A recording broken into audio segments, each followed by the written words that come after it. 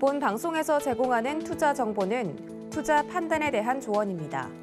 방송에서 제공하는 주식의 가치, 가격 상승 및 가격 하락에 대해서는 방송사에서 보장하지 않습니다.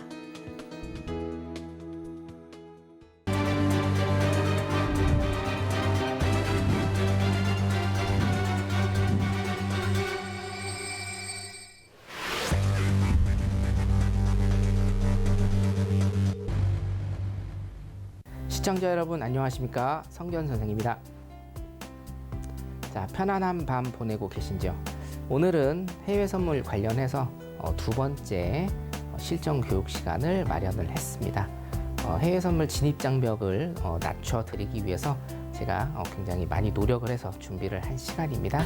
같이 한번 보시도록 하겠습니다. 자, 해외 선물 두 번째 걸음입니다. 일단 목차를 먼저 보도록 할게요. 자, 이번 시간은 실전 교육 시간이라고 여러분들이 보시면 되고요. 자, 첫 번째 볼 내용은 해외 선물, 그럼 어떤 상품들이 있고 이 상품들의 특징은 어떤 것인지에 대해서 우리가 한번 알아볼 거고요. 자, 두 번째 HTS 활용 방법입니다. 저번 시간에는 HTS에 관해서 어떻게 수익이라고 틱이라는 것은 어떤 개념인지에 대해서 제가 설명을 드렸다라고 하면 이번 시간은 실제로 HTS를 어떻게 활용을 해서 매수 매도를 들어가는지에 관한 것. 자, 그리고 세 번째는 지표 교육입니다. 사실상 제가 각 챕터당 말씀드리는 이 교육들이 굉장히 알짜배기 교육들이 많은데 특히나 지표 교육 같은 경우에는요, 외람됩니다만 거의 저만 하고 있는, 거의 제가 전문적으로 하고 있는 이 교육이다라고 보시면 됩니다. 해외 선물하실 때도 지표 교육이 굉장히 중요합니다, 여러분. 지표를 일단 보실 줄 알아야 큰 그림을 잡으실 수가 있기 때문에 지표 교육도 같이 해드리도록 하겠습니다. 자, 그럼 해외 선물의 상품 및 특징에 관해서 한번 알아보는 시간 갖도록 하죠. 자, 일단 해외 선물의 상품 및 특징인데요. 자, 요거를 일단 설명드리기 전에 요 내용을 일단 좀 먼저 보도록 하겠습니다. 자, 주식에도 상품이 있습니다. 그죠? 주식의 상품은 뭡니까?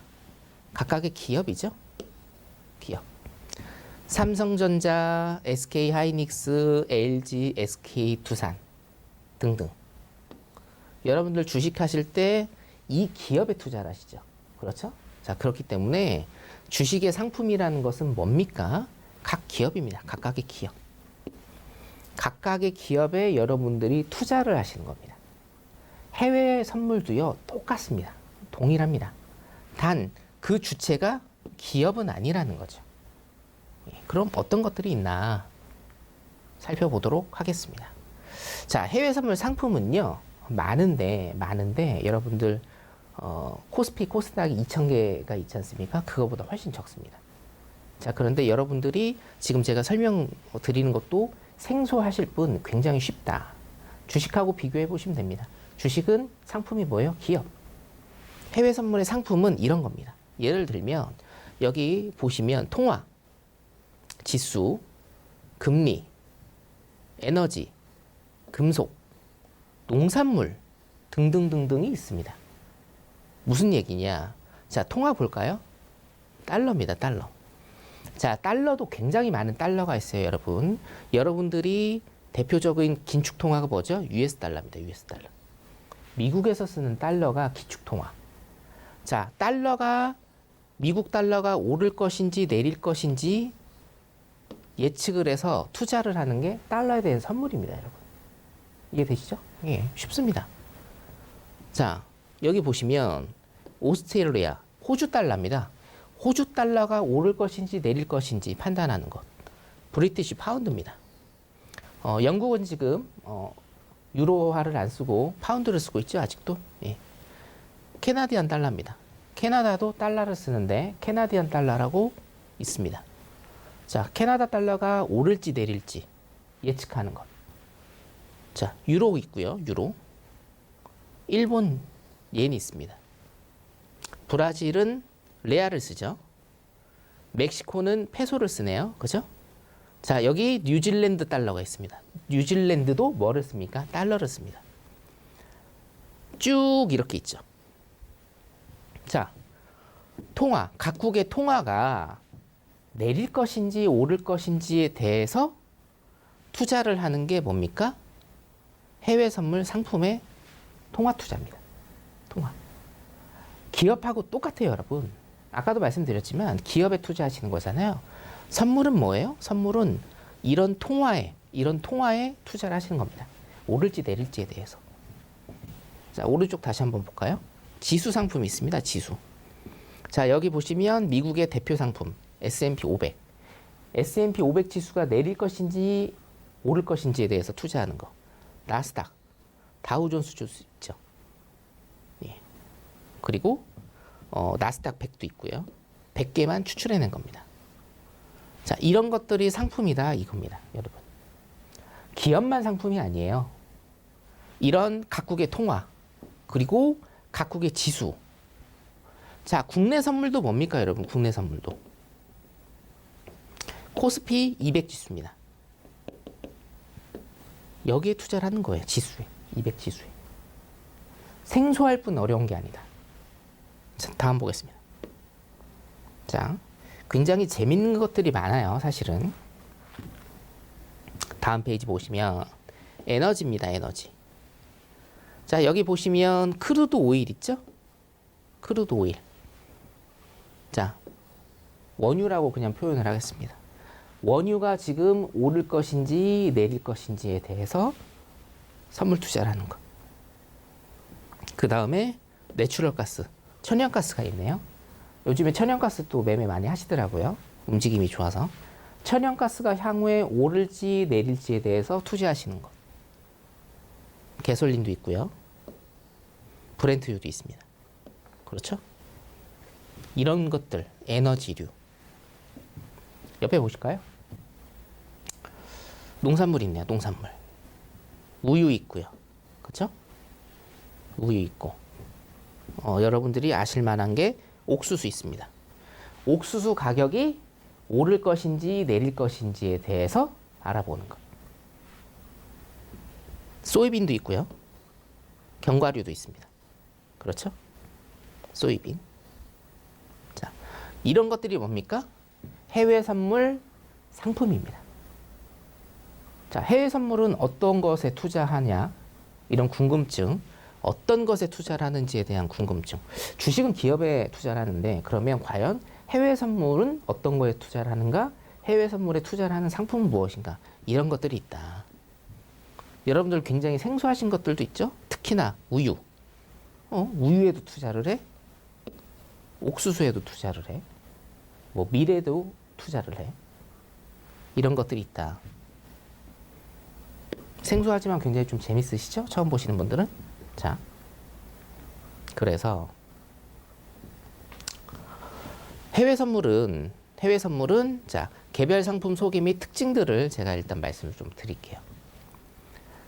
해외 선물의 운영 시간은요, 해외 선물이잖아요. 해외 각국이 합니다. 200여 개의 나라에서 선물 거래소가 있고 그 선물 거래소에서 전부 다 합니다.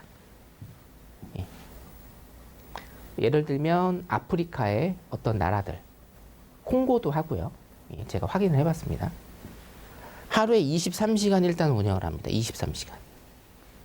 자, 한국 시간 기준으로 제가 보면 한국 시간 기준으로 오전 6시에서 7시. 한국 시간 기준으로 오전 6시에서 7시 1시간을 제외하고 모두 운영이 됩니다. 모두 운영. 그러니까 해외 선물은 23시간 계속 거래가 된다라고 생각하시면 돼요. 그죠? 예. 주식 같은 경우에는 9시부터 시작을 하죠. 자, 주요 시간대, 한국 시간 기준으로 제가 모든 것을 설명을 드릴게요. 자, 주요 시간대입니다. 23시간 운영을 하는데 23시간 모두가 다 활발하진 않겠죠. 국내 시장도 마찬가지죠, 여러분. 국내 시장 9시에 시작을 해서 거의 9시에서 뭐 10시, 11시 정도까지만 굉장히 활발하고 그 다음에 한 2시 정도, 오후 2시 정도 해서 뭐 장 마감 시간까지 활발하고 그 중간 시간은 어떻게 됩니까? 조금 박스 횡보 그리면서 거래량도 크지 않고 똑같습니다. 해외 선물도. 자, 한국 증시 시작인 오전 9시에 조금 활발하고요. 자, 홍콩 항생시장입니다. 홍콩 항생시장은 시작을 10시 15분에 합니다. 10시 15분에. 자, 이때 조금 활발해지고요. 자, 이거 먼저 볼게요. 4번. 미국이 뉴욕 시장, 뉴욕 거래소가 시작하는 시간이 우리나라 시간으로 오후 10시 반입니다. 이때 굉장히 활발해집니다. 자, 그리고 여러분들이 제 방송을 보시면서 꼭 기억하셔야 될 시간이 있어요. 이거는 많이 언급을 안 합니다. 그런데 자, 우리나라 있고 홍콩 항생시장 있고 미국 시장이 있습니다. 자, 그런데 어디에서 자금이 굉장히 또 많이 풀리죠? 유럽 시장이죠. 유럽을 빼놓을 수가 없어요, 여러분. 그죠? 자, 유럽은요, 오후 4시에 시작합니다. 오후 4시. 그래서 대부분 해외 선물 매매를 하시는 분들이 이 시간, 그리고 이 시간, 제일 중요한 시간인데요. 뉴욕장 시장 시간. 그리고 어떤 시간에 하신다? 유럽장 시작 시간. 오후 4시 정도에 하십니다. 오후 4시 정도에. 요거 꼭 기억해 두세요. 3번.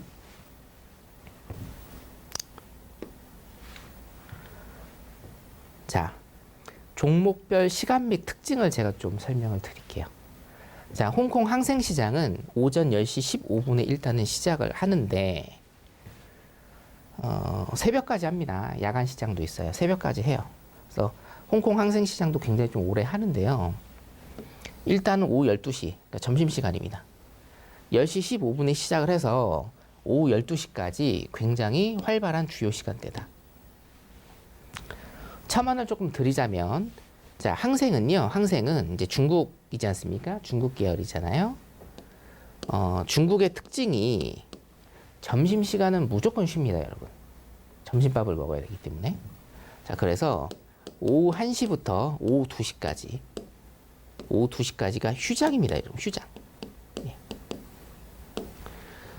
다른 국가들은 점심시간이라고 해서 휴장을 하진 않아요.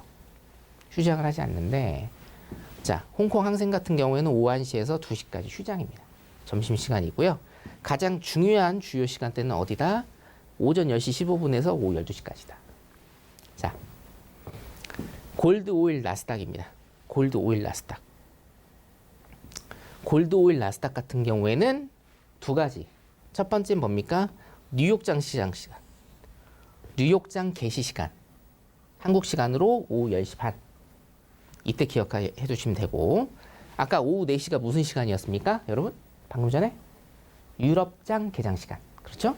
유럽장 개장 시간에 굉장히 활발히 움직이니까 골드 오일 나스닥은 오후 4시, 그리고 뉴욕장 개시 시간인 오후 10시 반. 이때가 주요 시간대다. 자, 홍콩 항생을 하는 이유는 뭐라고 말씀드렸죠? 중국 시장의 축소판이다. 골드 오일 나스닥 같은 경우는 뭐예요? 대표 상품입니다. 자, 제가 지난 시간에 코스피, 코스닥 종목, 코스피하고 코스닥 종목 도합 몇 개가 있다고 말씀드렸어요? 2,000개가 있다. 물론 2,000개의 기업 분석을 다 해서 우리가 주식 투자를 하는 건 아니지만 굉장히 풀이 넓죠. 그죠? 그래서 우리가 검색식을 사용을 하지 않습니까?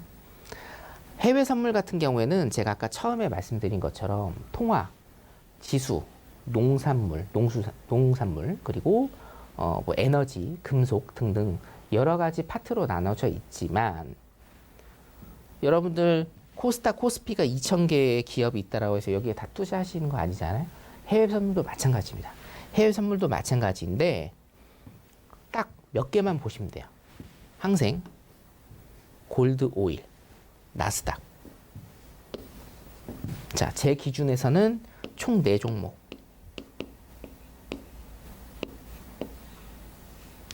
총 4종목만 여러분들이 굉장히 심도 있게 차트를 보시고 공부를 하시면 됩니다. 집중을 할 수 있다는 거죠. 2,000개를 다 보시는 게 아니고 해외 선물은 딱 4종목만 보시면 됩니다. 항생, 골드, 오일, 나스닥. 딱 4종목만 보시면 여러분들 성공으로 가는 지름길이 될 수 있다라는 겁니다. 자, 그래서 각 상품들의 해외 선물 각 상품들의 주요 시간대 특징까지 일단은 살펴봤습니다. 자, 다음은요. HTS 활용 방법에 대해서 여러분들 말씀을 드리도록 할게요. 자, HTS 물론 이제 컴퓨터를 잘 사용하시는 분들은 어려움이 없으실 건데, 제 경험을 조금 말씀을 드리자고 하면, 저도 이제 주식이라는 것을 굉장히 좀 오래전에 시작을 했거든요. 제가 이제 19살 때부터 주식을 시작을 했는데, 한 2000년인가요? 2000년경으로 제가 기억을 하는데, 2000년경에도 HTS가 있기는 있었습니다만, 활용을 많이 안 했습니다. 그때도 제가 전화 주문으로 한 기억이 나요. 그래서 HTS 활용 방법 모르시는 분들을 위해서 설명을 좀 드리겠습니다. 자, HTS 활용 방법 같은 경우에는 세 가지를 제가 조금 설명을 드릴 겁니다. 설명 먼저 드릴게요. 고점 매도와 저점 매수의 방법에 대해서 제가 설명을 드릴 거고, 두 번째, 자, 어느 일정 부분의 가격대를 버리는 매매 방식이라는 것에 대해서 제가 설명을 드릴 거고요. 자, 이 두 가지가 뭐냐? 결론적으로는 변곡에 의한 매매, 그리고 추세에 의한 매매, 이 두 가지의 차이점이다라는 것을 제가 좀 설명을 드리겠습니다. 자, 그럼 실질적으로 HTS를 한번 보도록 할게요. 자, 제가 첫 시간에 말씀을 드렸죠. 요거는 일단 지금은 안 봅니다. 지금은 안 보고요. 곧 보겠습니다. 자, 여기는 없는 걸로 치고, 우리 매수 포지션, 그리고 매도 포지션이 있습니다. 자, 여러분들, 제가 일단은 설명을 하나 좀 드리고자 하는 게, 아까 말씀드렸던 고점 매도와 저점 매수. 자, 주식 하시는 분들이나 선물 하시는 분들 다 공통된 거예요. 뭐냐면, 우리가 어떤 이제 가격대 라인이 이렇게 있다라고 가정을 하면, 여기에서 막 가격이 움직이겠죠. 뭐 주가가 움직이고, 해외 선물에 대한 가격이 이렇게 움직일 겁니다. 어떤 상품에 대한 가격이 움직일 건데, 항상 여러분들은 어떤 생각을 가지고 계십니까? 어떤 파동이 나올 때 고점 매도를 내가 기가 막히게 해서 수익을 얻어야 된다. 수익을 얻겠다라 이런 생각. 그리고 또 뭡니까? 저점 매수. 저점 매수를 내가 기가 막히게 저점을 포착을 해서 수익을 얻어야겠다. 혹은 정말 이상적으로 이 두 개를 결합시킨 거죠. 고점 매도를 해서 저점 선까지 수익을 내고, 바로 여기에서 저점 매수를 통해서 고점까지 수익을 내는 일타쌍피의 이런 기법을 여러분들이 생각을 하시는데, 사실상 이 방송 보시는 우리 시청자분들께서도 이 방식을 이제 많이 선호를 하실 겁니다. 근데 사실상 이 방식은 어떻게 되죠? 많이 어렵습니다. 많이 어려워요. 왜냐? 물론 어떤 추세선이나 어떤 이평선, 지지저항선을 여러분들이 찾으실 수는 있는데, 자, 그 지지저항선이요, 굉장히 많습니다. 내가 어떤 지표를 활용하고 몇 분봉을 보고 어떤 지표를 어떻게 세팅하는가에 따라서 지지와 저항선은 굉장히 많아집니다. 제가 그래서 우리 시청자분들한테 지지저항선을 그려드린다라고 하면, 이 짧은 선 안에도요, 엄청나게 많은 지지저항선이 있습니다. 그렇죠? 자, 그렇기 때문에 어떤 고점 매도와 저점 매수를 찾아서 매매를 한다는 것은 굉장히 어렵다. 이게 첫 번째 제가 말씀드린 겁니다. 고점 매도와 저점 매수의 방법. HTS로는 이것을 어떻게 활용을 하느냐라는 거죠. 자, HTS로는 이겁니다. 자, 가격이 현재 뭐 19,930 여기라고 쳐요. 가격이 현재 가격 여기입니다. 현재 가격 여기예요. 근데 나는 매수 포지션을 보고 싶어요. 자, 매수 포지션을 보고 싶습니다. 향후에 이 가격이 19,930보다 위로 갈 것이라고 예상을 해요, 나는. 그래서 나는 매수 포지션을 보고 싶어요. 자, 그러면 고점 매도와 저점 매수에 의한 방식을 하시는 분들은 현재가보다 더 낮은 가격에, 예를 들어서 922에 설정을 하시겠죠. 이렇게. 여기에다 매수를 거실 겁니다. 그렇죠? 그래서 여기가 저점이라고 생각을 하고, 922가 저점이라고 생각을 하고, 가격이 내려와서 위로 올라가서 수익을 내는 이런 방식을 생각을 하실 겁니다. 자, 그러면 나는 어디에다가 매수 대기를 해야 되나요? 922 라인. 현재 가격은 여기입니다. 930 라인. 그럼 나는 922 라인에 한 계약 매수 대기를 걸게 됩니다. 주식 HTS랑 동일합니다. 여러분들도 현재가에 그냥 사지 않을 거면 뭐 삼성전자라고 하면 지금 이제 6만 원대죠. 6만 5천 원에 대기를 걸어 둔다라든가 여러분들이 갖고 계신 어떤 주식이 지금 뭐 1,500원인데 나는 이거를 1,300원에 사야겠다라고 하면 어디다 걸어놔요? 1,300원에 걸어놓지 않습니까? 물량을. 똑같아요. 다른 거 하나도 없습니다. 이해되시죠? 이게 뭐예요? 저점 매수에 의한 매매 방식. 나는 현재가가 여기인데 여기까지 기다리겠다. 자, 선물은 뭐예요? 매도 포지션도 있죠, 여러분. 선물은 매도 포지션도 있습니다. 자, 지금 현재가가 930인데 이게 밑으로 내려갈 것 같아, 여기까지. 그럼 나는 어디다가 대기를 합니까? 이게 현재가는 930인데 고가가 940까지 간 다음에 밑으로 내려갈 것 같다라는 생각을 여러분들이 가지시면 나는 어디에다 매도 포지션을 걸어둡니까? 940에 매도 포지션을 걸어두는 겁니다. 여기다가. 물량입니다. 이거는 물량. 그래서 뭐예요? 930인 지금 이 가격이 940까지 가서 내 것을 체결시키고 912라고 하죠. 912까지 떨어지는 이 수익을 나는 원하는 겁니다. 그렇죠? 이게 뭐예요? 단순한 진입 및 청산의 방법입니다. 자, 고점 매도와 저점 매수를 선호하시는 분들은 HTS를 어떻게 활용합니까? 현재가가 여기라고 하면 저점 매수, 내가 생각한 저점의 매수, 그리고 뭐예요? 내가 생각한 고점 매도. 네. 여기에 HTS에 주문을 넣게 된다는 거죠. 주식하고 동일해요, 여러분. 완전 동일합니다. 주식하고. 자, 이런 매매 방식. 자, 두 번째 매매 방식은 뭐냐면 어떤 일정 부분의 가격대를 버리는 매매 방식이에요. 설명을 제가 짧게 드릴게요. 아까도 자, 어떤 가격대가 있습니다. 어떤 가격대가. 자, 그런데 고점 매도와 저점 매수 같은 경우에는 굉장히 어려울 수가 있다. 그죠? 1번 방법이 어려울 수가 있다. 자, 그러면 나는 생각을 하는 거예요. 가격이나 주가가 여기에서 계속 올라갑니다. 예. 올라갔다 내려왔다 올라갔다 내려왔다를 반복하게 돼요.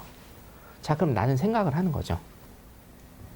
이게 위든 아래든지 간에 어떤 추세가 나온다라고 가정을 하면 어떻게 됩니까? 여기에서 놀고 있는 가격대를 그냥 다 버려버리는 겁니다. 네. 여기에서 나오는 가격대를 다 버려버리는 거예요. 왜냐? 어차피 이 박스 구간에서는 가격들이 출렁거릴 거니까. 확실하게 내가 이 가격이 매수 쪽으로 가는 혹은 매도 쪽으로 갈 때 내가 매수 포지션을 타고 매도 포지션을 탄다라는 개념입니다. 자, 그러면 고점 매도와 저점 매수 방식은 여기에서 통하지 않아요. 뭐가 통합니까? 여러분들이 흔히 들어보시는 돌파 매매. 이 가격대는 다 버리는 겁니다. 그 다음에 뭐예요? 이 가격대에서 지금 가격이 놀고 있다가 어떤 추세를 준단 말이에요. 여기에서 올라타는 거예요. 자, 그래서 이거는 뭡니까? 매수를 들어가는데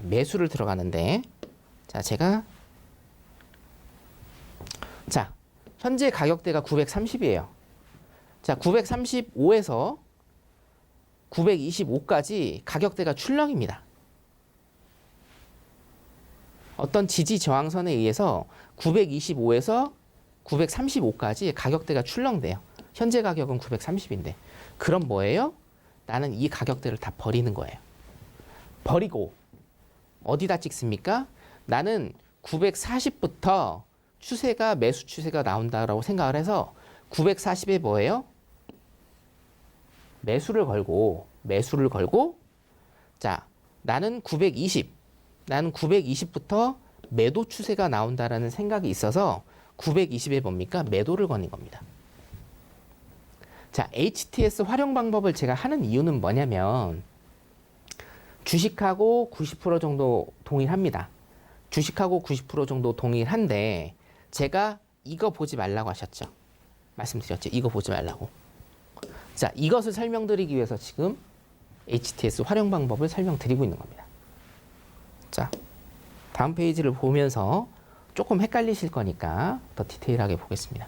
이게 뭐냐면요. 이겁니다. 이게 뭐냐면 우리가 흔히 얘기하는 MIT입니다. MIT라는 건데 Market if Touched예요. 그러니까 뭐냐면 이 가격대에 왔을 때 체결시킨다 이겁니다. 이 가격대. 주식은 그런 게 없어요. 그렇죠? 주식은 그런 게 없습니다. 왜? 주식은 일방향, 단방향이기 때문에 무조건 어떻게 해야 돼요? 저점에서 사야 돼요. 나는 주식을 할 때요, 무조건 저점에서 사야 어떻게 됩니까? 수익이 나요. 근데 선물은 그게 아니에요. 방향만 맞으면 돼요. 선물은. 방향만.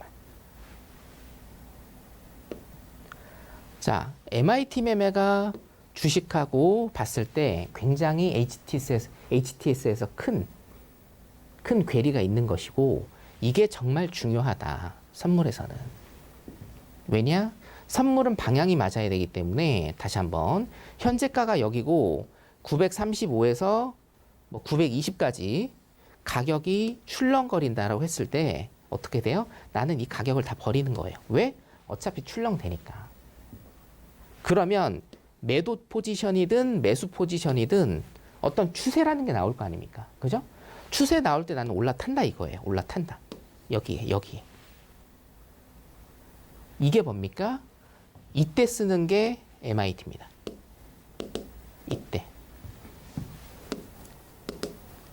이때 쓰는 게 MIT다. 이제는 여러분들 여기까지 보셔야 됩니다. 그죠? 이제는 여기까지 보셔야 돼요.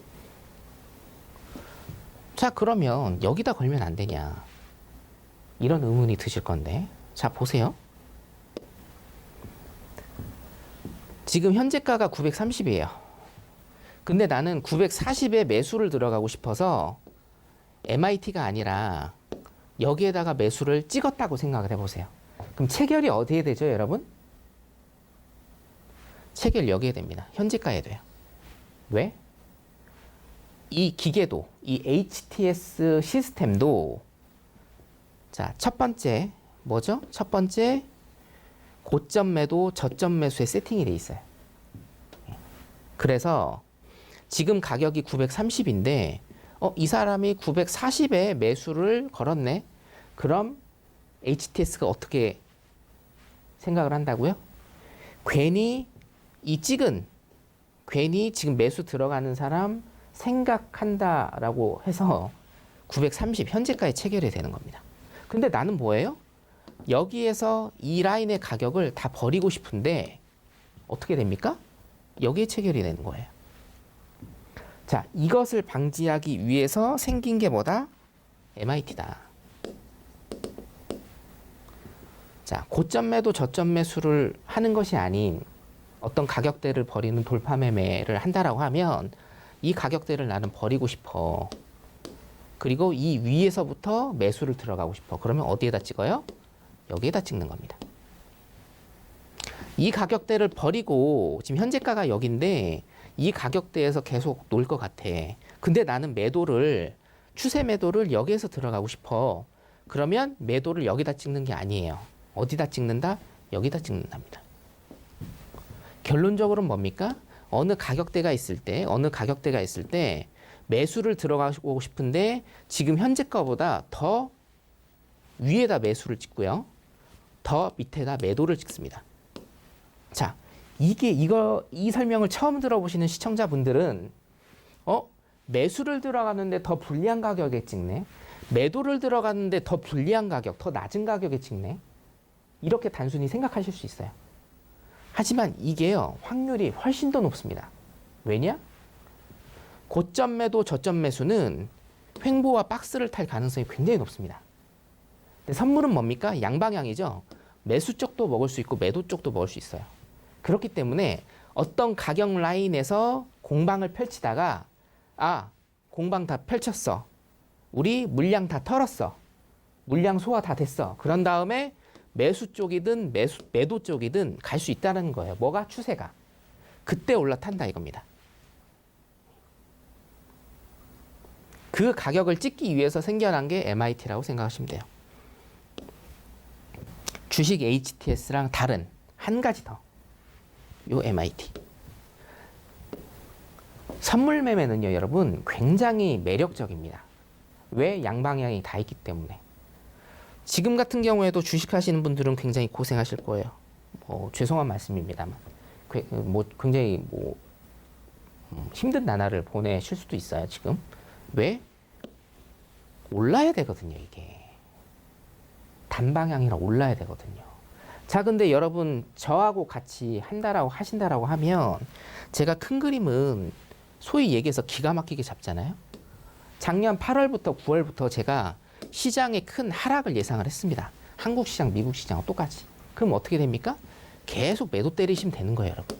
매도 포지션. 그럼 뭡니까? 수익이죠. 해외 선물은 이런 장점들이 있어요.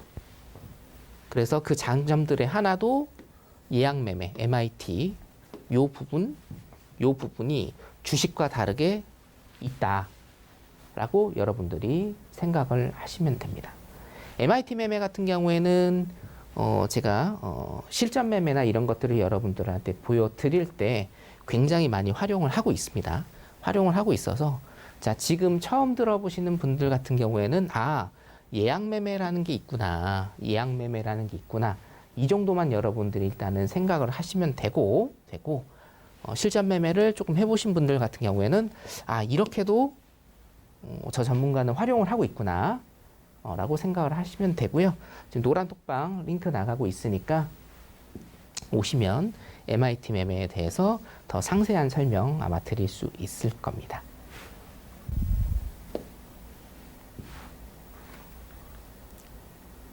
자, 해외 선물 두 번째 교육 마지막 시간 지표 교육 일단은 들어가도록 하겠습니다. 지표 교육 같은 경우에는요, 여러분, 제가 굉장히 심혈을 기울이고 있고, 다른 곳과 비교하는 건 좀 그렇지만, 제 시그니처 교육이라고 생각을 좀 하셔도 됩니다. 지표가 굉장히 좀 중요한데요. 이 지표라는 거를 제가 좀 설명을 드리면, 지표는요, 주식의 공시라고 좀 생각을 하시면 돼요. 공시. 근데 공시 같은 경우에는 불현듯이 나오는 경우가 굉장히 많죠. 그렇죠? 그리고 공시의 해석도 문제가 좀 되고, 공시의 해석도 좀 상당히 어렵습니다. 사실상 재무제표나 회계를 아셔야 공시의 대부분은 해석을 하실 수가 있거든요. 그리고 물론 이제 그 분기나 아니면 반기에 나오는 공시들이 있기는 해요. 무조건 법적으로 나와야 되는 공시뿐만이 아니고 기업에서 올빼미 공시라든가 장 마감하고 아니면 새벽에 올빼미 공시 같은 거를 내놓기도 하죠. 굉장히 어려운데 지표 같은 경우는 시간이 딱딱 정해져 있습니다. 요일이 정해져 있고 시간이 정해져 있어요. 자, 그렇기 때문에 지표 해석만 여러분들이 잘 하실 수 있으면 시장의 큰 그림 잡는 데는 문제가 없다. 일단 이렇게 보시면 될 것 같아요.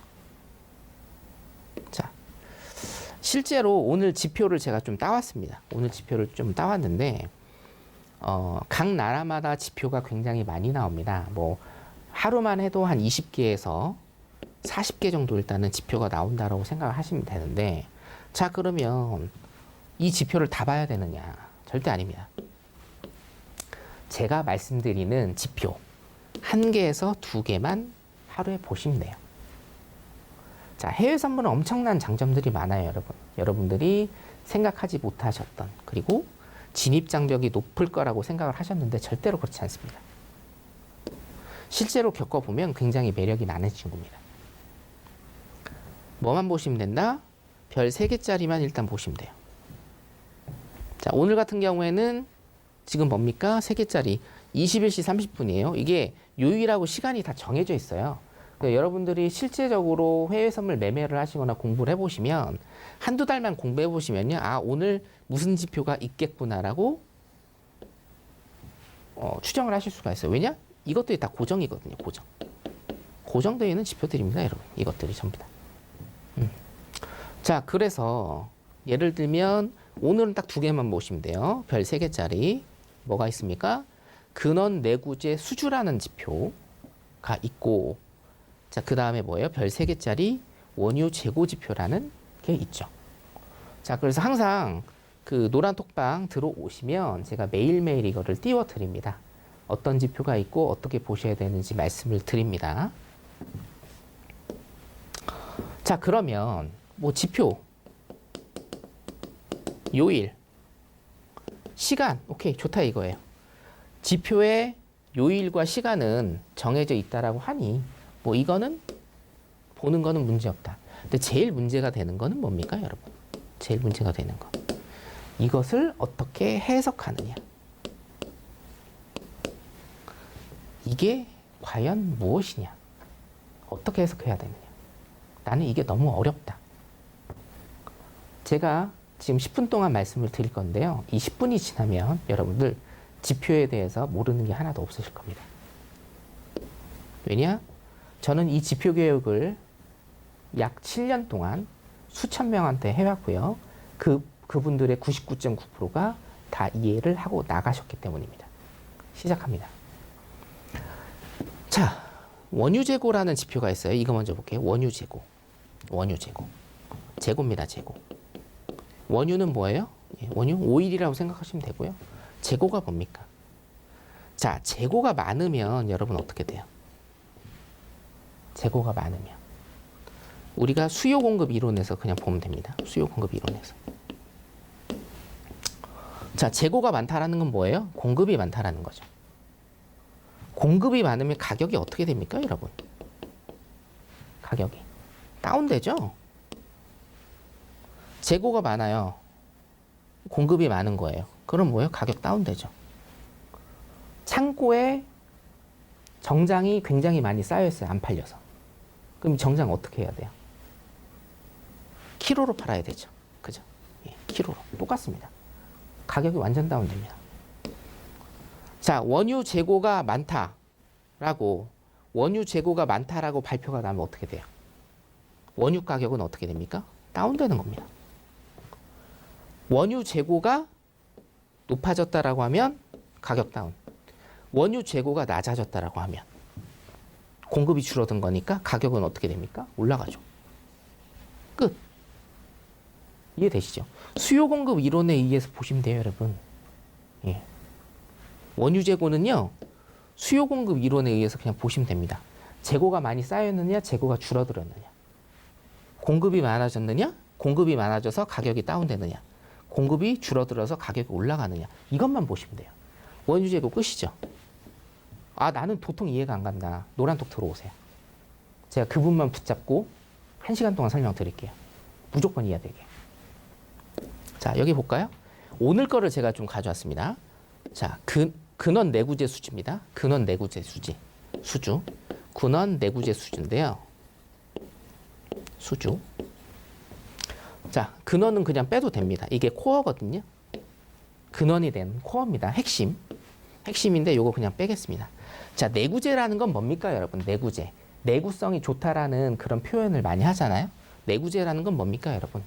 단단한 것들이죠. 단단한 것들. 단단한. 예를 들면 이런 거예요. 예를 들면 우리가 뭐 예를 들어서 여러분들이 의사예요. 치과 의사입니다. 치과 의사. 그럼 뭡니까? 체어 있어야 되죠. 그렇죠? 그리고 엑스레이 있어야 됩니다. 엑스레이 사야 되죠. 뭐 리스는 없는 걸로 일단 가정을 할게요. 그리고 각종 장비들을 사서 여러분들이 치과 오픈을 하셔야 됩니다. 그게 뭡니까? 내구재예요. 오래 쓰는 단단한 것들. 자, 오래 쓰는 단단한 것들. 수주입니다. 수주는 다운다라는 거죠. 자, 그럼 생각을 해보세요. 이런 치과 병원을 오픈하기 위해서 필요한 내구재들이 많아지면 경기가 어떻다라는 뜻일까요? 단순히 좋다, 안 좋다. 두 가지만 보시면 됩니다. 경기가 좋으니까 이런 것들이 올라가겠죠? 경기가 나쁘면 어떻게 됩니까? 수주를 합니까? 안 합니다. 선박수주, 똑같은 개념입니다. 띄어쓰기 하시면 돼요, 여러분.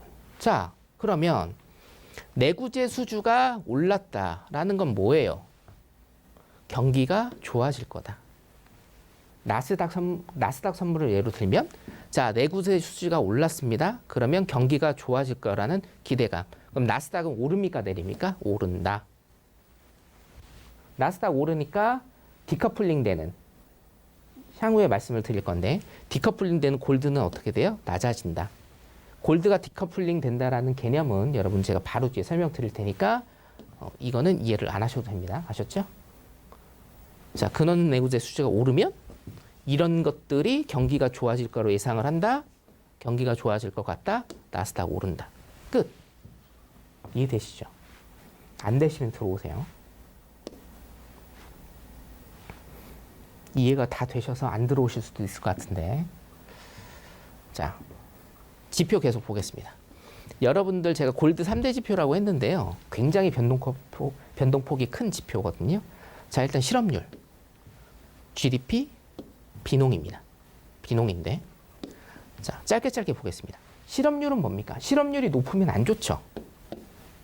GDP가 높으면 좋죠. 총생산이 높은 거니까. 그죠? 총생산이 높으니까 GDP가 높으면 좋죠. 경기가 좋아질 것이다. 실업률이 낮으면 어떻게 돼요? 좋죠. 경기가 좋은 상태다. 단순히 이렇게 보시면 돼요, 여러분. 자, 비농업 부분 고용지표입니다. 이거 굉장히 중요한데. 자, 비농지표라고 일단 우리가 줄임말로 하거든요. 비농업 부분이에요. 안일비자입니다. 안일비자.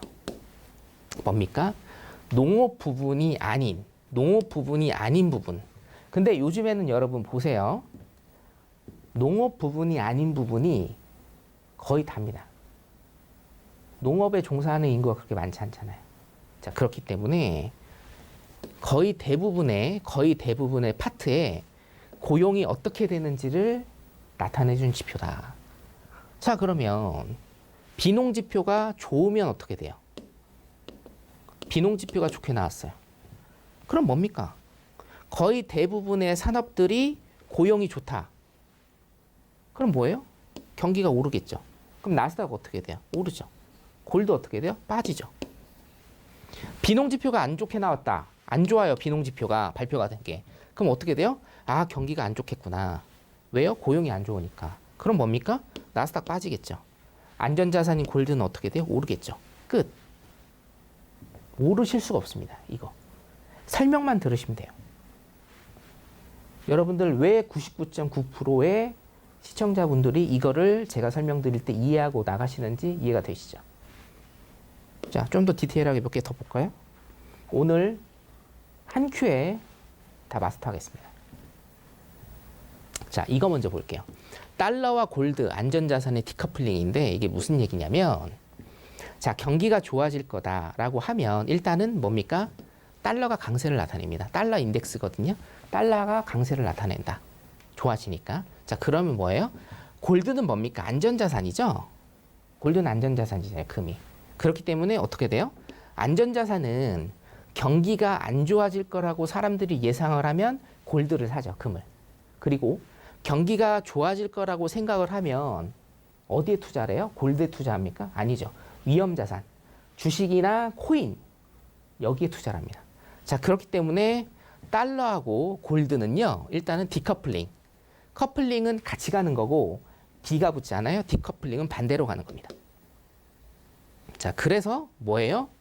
아까 제가 처음에 설명드렸을 때 경기가 좋아진다라고 하면 뭡니까? 경기가 좋아지면 주식시장인 나스닥 시장 그리고 선물시장인 나스닥 선물시장이 오른다. 경기가 좋다. 그러면 나스닥 시장이 오르고, 경기가 좋다라고 하면 선물시장이나 주식시장에 자금들이 모이니 안전자산인 골드는 어떻게 됩니까? 수요가 줄어들어서 가격이 다운이 된다. 이게 제가 아까 설명드린 겁니다. 이해되시죠? 오케이. 자, 그러면 다시. 지수 몇 개만 보시면요. 여러분들 전부 다 마스터 하십니다. 주요 지표 제가 몇 개 좀 봐드릴게요. 자, 소비자 물가지수죠? 소비자 물가지수. 그죠? 근원은 그냥 코어입니다, 여러분. 핵심적인 상품들만 모아놨다고 해서 근원자가 붙는데 요거 그냥 안 보셔도 돼요. 소비자 물가지수. 보세요. 자, 요게 지금 조금 달라졌는데 이거 소비자입니다. 소비자. 여기가 생산자. 자, 오타 좀 났는데 이해해 주시고. 자, 소비자 물가 지수예요. 소비자가 생각하기에 향후에 물가가 어떻게 될 것인가 생각하는 겁니다. 자, 여러분들 소비가 촉진된다는 건 일단은 이론적으로 보시면 돼요. 소비가 촉진되는 건 좋은 겁니까? 나쁜 겁니까? 좋은 겁니다. 왜냐? 소비가 촉진이 돼야 기업들은 상품을 더 많이 만들고 더 많이 팔죠. 기업들이 돈을 벌면 어떻게 돼요? 투자를 하죠. 공장을 더 짓고 라인을 더 생산을 합니다. 그럼 공장과 라인에 뭐가 필요합니까? 여러분들 노동력이 필요하죠. 여러분들 뭡니까? 투입이 되죠, 거기. 고용이 촉진이 되고 새로 사람을 뽑아야 되니까 고용이 촉진이 되고 여러분들 일이 많아져서 잔업을 많이 하셔야 되고 야근도 많이 하셔야 돼요. 잔업과 야근 여러분들 싫어하시겠지만 잔업과 야근이 많아지면 어떻게 됩니까? 여러분들 월급이 더 많아집니다. 자, 그래서 소비 촉진이라는 건 뭡니까? 경제에 긍정적인 좋은 영향을 미치는 겁니다. 이론적으로. 좋은 영향. 이렇게 보시면 돼요. 소비자 물가지수가 오른다라는 것은 뭐예요? 소비 촉진이 되니까 경기가 좋아진다. 나스닥 어떻게 됩니까? 오른다. 골드는 어떻게 돼요? 내린답니다. 끝. 자, 생산자 물가지수 볼까요? 자, 소비자 물가지수는 뭐예요? 소비자가 생각하는 물가. 생산자 물가지수는 뭡니까? 생산자가 생각하는 물가. 자, 생산자들. 기업의 사장님들이 될 수가 있고 농업에 종사하시는 분들이 계실 수가 있고요. 제조업에 종사하시는 분들이 향후 물가가 어떻게 될 것인가, 상품의 가격이 어떻게 될 것인지를 생각하는 지수다 이 말이에요. 자, 그러면 생산자 입장에서 다음 달 물가가 조금 오를 거라고 생각하는 건 뭡니까? 물가가 왜 올라요? 똑같아요, 여러분. 여기에서 생산자와 소비자만 달라진 거예요. 물가가 오르는 건 뭐예요? 소비 촉진이에요, 소비 촉진. 소비 촉진은 이론상으로 뭡니까? 경기가 좋아지는 거예요. 그러니까 생산자 물가지수가 오른다라는 것은 경기가 좋아진다. 나스닥 오른다. 골드는 어떻게 된다? 내린다. 끝. 이해되시죠? 있는 그대로만 해석을 하시면 됩니다, 여러분. 자, 건축 승인 건수 지표 잘 모르시겠죠? 1분 안에 제가 이해시켜 드릴게요. 자, 건축 승인 건수입니다. 내가 어떤 건물을 짓는데 예를 들면 시청이나 도청에서 승인을 받아야 돼요. 그 건수가 늘었는지 줄었는지. 자, 건축을 내가 지으려면 우리가 러프하게 생각합시다. 건물을 지으려면 경기가 좋을 때 짓나요? 나쁠 때 짓나요? 좋을 때 짓겠죠. 그래서 뭐예요?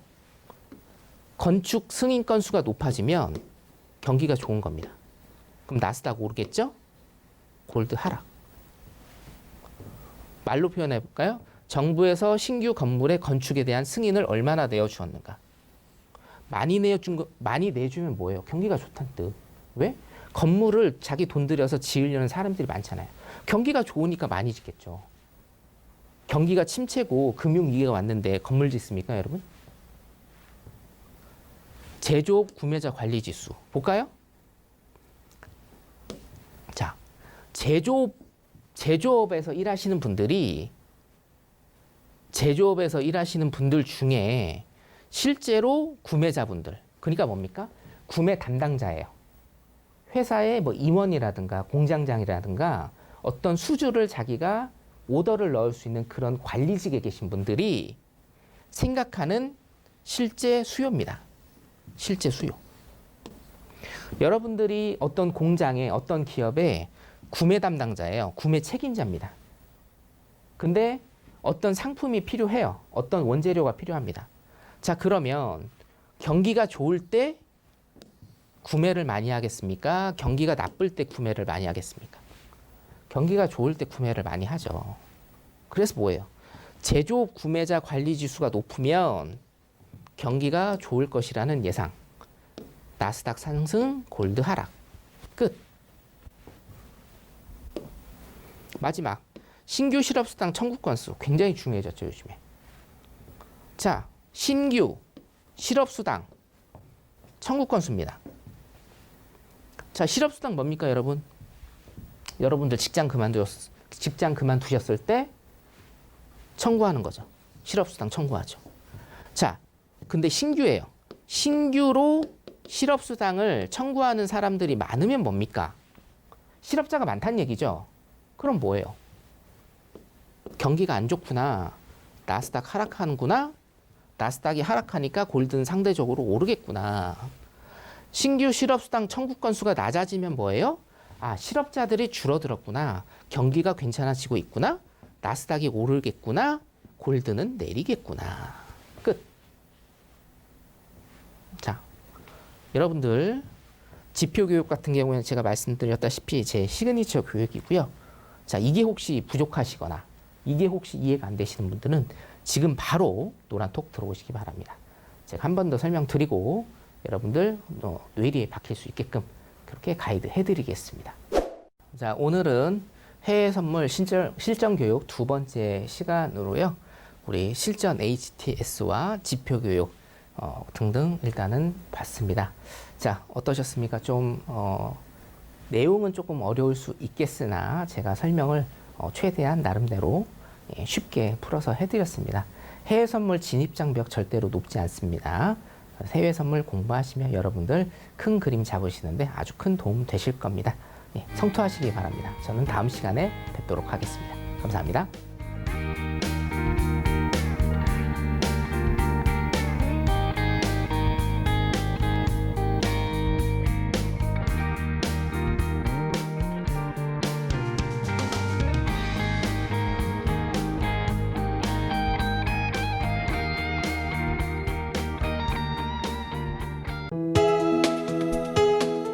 본 방송에서 제공하는 투자 정보는 투자 판단에 대한 조언입니다.